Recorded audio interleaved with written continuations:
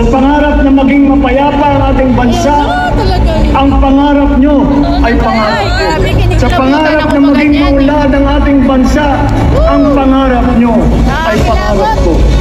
At sa pangarap na maging mas masinan ang kinabukasan natin at ng ating mga anak, ang pangarap nyo ay pangarap ko. Ang disiplina sa tao na sa sarili.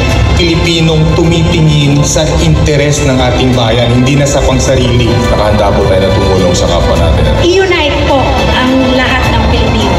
May certain goal na inaabot. Gusto ko pong mabigyan sila ng mas magandang edukasyon at mas magandang kinabukasan. I just want to be a really good representation for all my fellow countrymen. Kailangan magsumikap pa rin. Madiskarte. Gagawin po na lahat para umasinso. Ginagawa ko po ito para sa aking pamilya. Dumating na po ang bagong Pilipinas.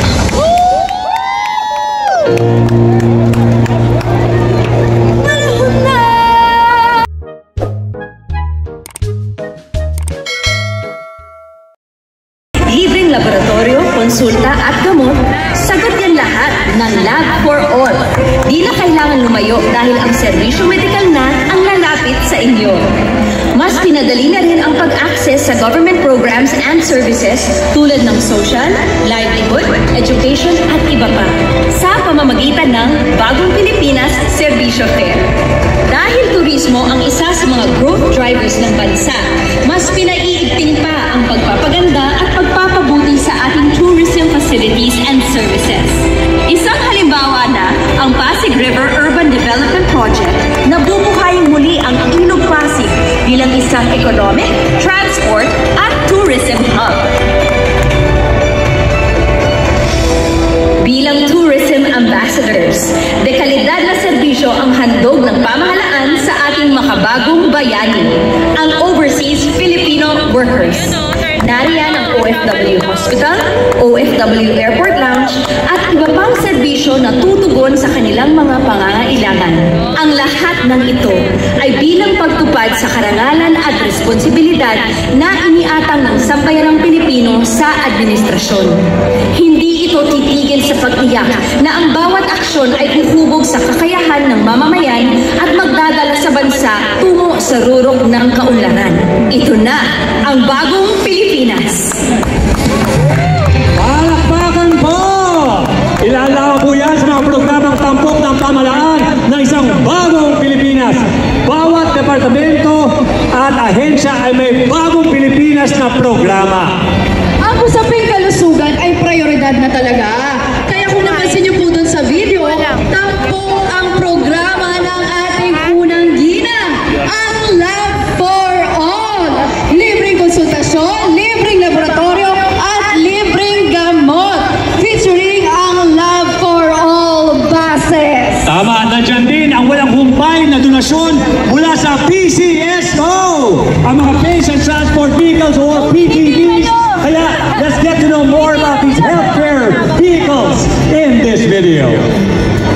Sa layuning maghatid ng agarang serbisyong pangkalusugan para sa ating mga kababayan, inihahandog ng Philippine Charity Sweepstakes Office ang mga ambulansyang ito para sa mabilis at maaasahang tulong medikal sa ating mga komunidad. Simulat sa pool, naging tungkulin na ng aming institusyon ng Philippine Charity Sweepstakes na magbigay ng kawang gawa at tumulong sa mga mahihirap lalong-lalo sa nangangailangan. At ang pagbibigay namin ng mga ambulansya ay isang konkretong paraan para matulungan ang mga local government units, mga ibang ahensya ng pamahalaan para magkaroon ng talagang frontline na pagtulong sa ating mga kababayan na nangangailangan paglipat from their homes, alam nga tahanan papunta sa ospital, at kung kailangan din naman mula sa ospital sa isa pang ospital, ito rin po ay aming ginagawa. So ito po ay nakaukit na po sa tungkulin ng PCSO ang pag-aaruga sa mga pasyenteng nangangailangan ng tulong. Ito ang Bagong Pilipinas para sa amin. Ang paglingkuran ng lahat ng mamamayan nang walang itinatahi. Wala po tayong titignan. Ito po ang Bagong Pilipinas ay tungkol din sa pagkakaisa. At ito po ang pagkakaisa ng kahit na sino ay dapat makaramdam ng kalingaan ng pamahalaan. At yun po ang aming mandato ng PCSO.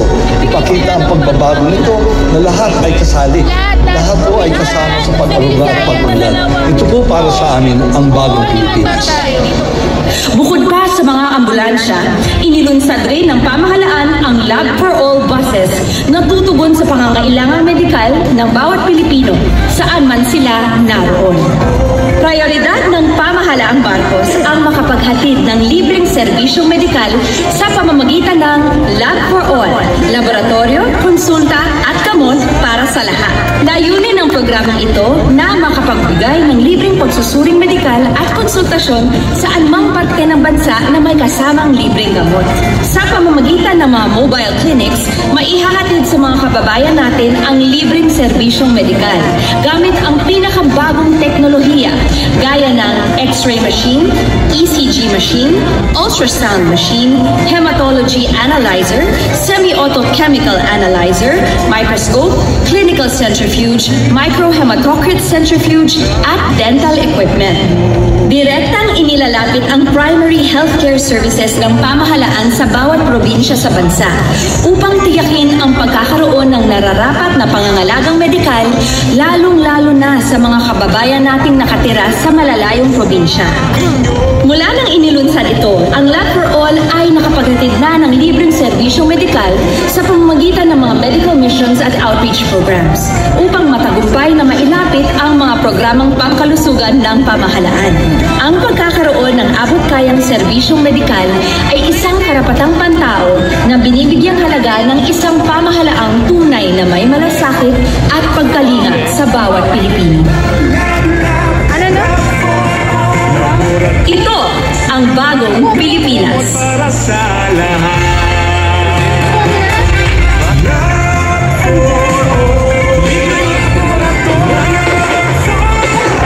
Sa isang bagong Pilipinas, masiglang mamamayan ang kailangan. Tama, ang Lab for All bus at patient transport vehicle na nasa ating harapan ay para po sa ating mamamayan.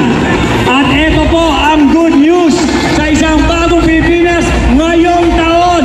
Ang bawat probinsya ay magkakaroon ng tag-iisang Lab for All mobile laboratory bus. Handog po ng bagong Pilipinas sa ating 82 provincial governors. Pakpak naman dyan!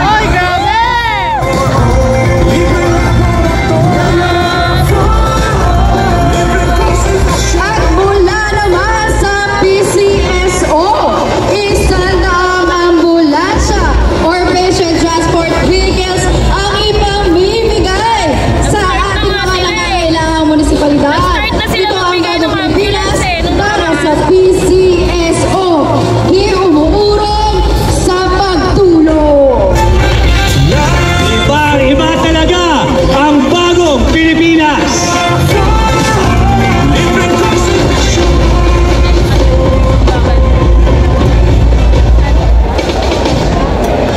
Sa pangarap na maging mapayapa ang ating bansa, ang pangarap nyo ay pangarap ko. Sa pangarap na maging maunlad ang ating bansa, ang pangarap nyo ay pangarap ko. At sa pangarap na maging mas matinan ang kinabukasan natin at ng ating mga anak, ang pangarap nyo ay pangarap ko. Ang disiplina sa tao, nasa sarili.